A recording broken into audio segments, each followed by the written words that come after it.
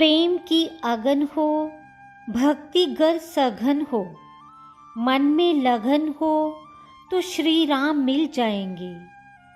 प्रभु श्री राम के चरणों में प्रणाम और सभी भक्तजनों को मेरी जय सिया राम। युगों युगांतर से जिस कैकेयी को ये कहकर कोसा जाता रहा कि उन्हीं की वजह से भगवान राम को 14 वर्ष के लिए वनवास जाना पड़ा और फिर उनके पुत्र भरत का राज्याभिषेक हुआ था, आखिर क्यों कैकेयी ने राजा दशरथ से पहले वर में राम को वनवास और दूसरे वर में भरत का राज्याभिषेक मांगा था? हमारा आज का प्रसंग इसी तथ्य पर आधारित है। प्रसंग प्रारंभ करने से पहले कृपया मेरे चैनल को सब्सक्राइब कर लें। कैकेयी को अपने जीवन में जो लांछना और अवमानना मिली, उसके चलते उसका प्रारब्ध ही अभिशप्त हो गया। रामायण के नारी पात्र कैकेयी का स्मरण आम आदमी घृणा और तिरस्कार के साथ करता है।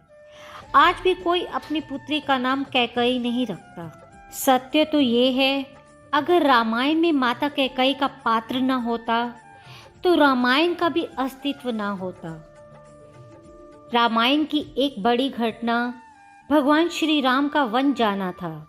राजा दशरथ से विवाह के पहले रानी कैकेयी महर्षि दुर्वासा की सेवा किया करती थी। कैकेयी की सेवा से प्रसन्न होकर महर्षि दुर्वासा ने उनका एक हाथ वज्र का बना दिया और आशीर्वाद दिया कि भविष्य में भगवान तुम्हारी गोद में खेलेंगे। कुछ समय के पश्चात कैकेयी का विवाह अयोध्या के राजा दशरथ के साथ हो गया। रानी कैकेयी दशरथ जी को सबसे प्रिय थी। सुंदर होने के साथ साथ कैकेयी युद्ध कौशल में भी निपुण थी। कैकेयी हमेशा राजा दशरथ को युद्ध में सहयोग देने के लिए तत्पर रहती थी। जब देवासुर संग्राम आरंभ हुआ, तब देवराज इंद्र ने राजा दशरथ को सहायता के लिए बुलाया। राजा दशरथ के साथ कैकेयी भी महाराज की रक्षा के लिए उनके साथ सारथी बनकर उनके साथ गई। उस युद्ध में राजा दशरथ के रथ का धुरा टूट गया।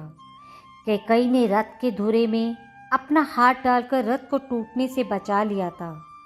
उन्होंने अपने युद्ध कौशल से राजा दशरथ के प्राणों की रक्षा की थी। उस समय कैकेयी से प्रभावित होकर दशरथ जी ने उनसे 2 मनचाहा वरदान मांगने को कहा था। रानी के पास उस समय मांगने के लिए कुछ भी नहीं था। अतः कैकेयी ने राजा से कहा, भविष्य में जब कभी आवश्यकता होगी तब वे उनसे कोई 2 वर मांग लेंगी। भगवान श्री राम को वन भेजने का दोषी मानकर माता कैकेयी को त्रेता युग से ही हम भला बुरा कहकर उन्हें संबोधित करते आ रहे हैं। परंतु कैकेयी वास्तव में एक अत्यंत सुलझी हुई और व्यवहार कुशल रानी थी। इस संसार में किसी भी संतान को कोई अधिकार नहीं है कि वे अपने माता पिता को दोषी माने। जब भगवान राम अपनी माता कैकेयी को दोषी नहीं माने और उन्होंने माता कैकेयी को दोष मुक्त कर दिया, तो दूसरे को कुछ बोलने का कोई प्रश्न ही नहीं उठता। राम को प्यार करने वाली कैकेयी माता जैसी कोई दूसरी माता नहीं थी। संत कहते हैं कि एक दिन राम खेलते खेलते पीछे से आकर माता कैकेयी की आंख बंद करके बोले, माँ माँ बोलो कौन है। माता कैकेयी ऐसा सोच भी नहीं सकती थी कि मेरा राम ऐसा करेगा। माता ने कहा, मुझे पता है तुम लक्ष्मण हो। राम बोले, नहीं माँ, मैं तो राम हूँ।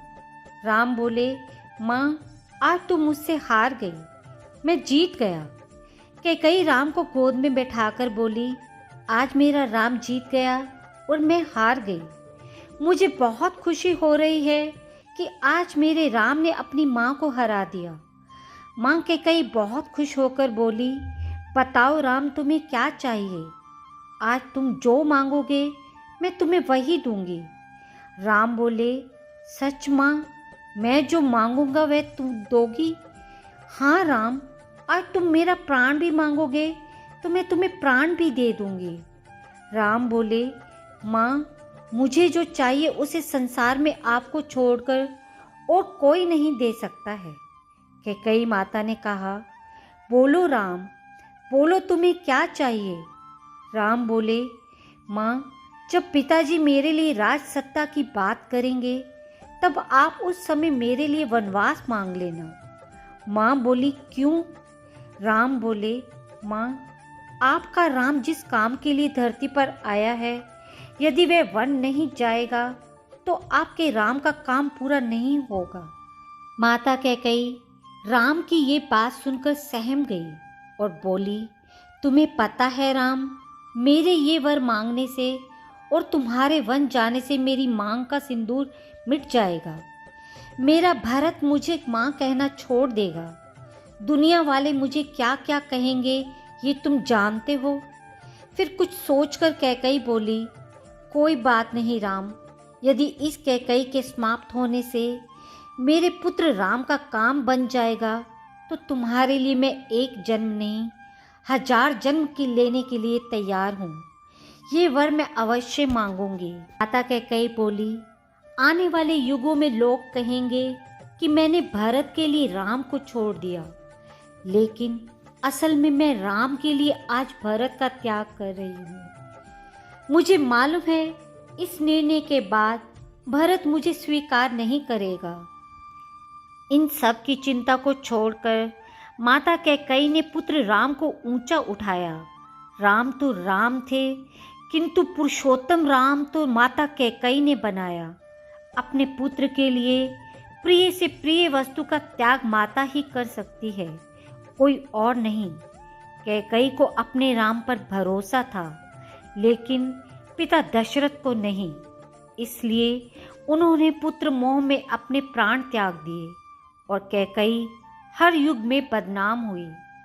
रानी कैकेयी यथार्थ जानती थी, जो नारी युद्ध भूमि में अपने पति की प्राण को बचाने के लिए अपना हाथ रथ के धुरी में लगा सकती है, वह नारी कठोर और अभागन कैसे हो सकती है।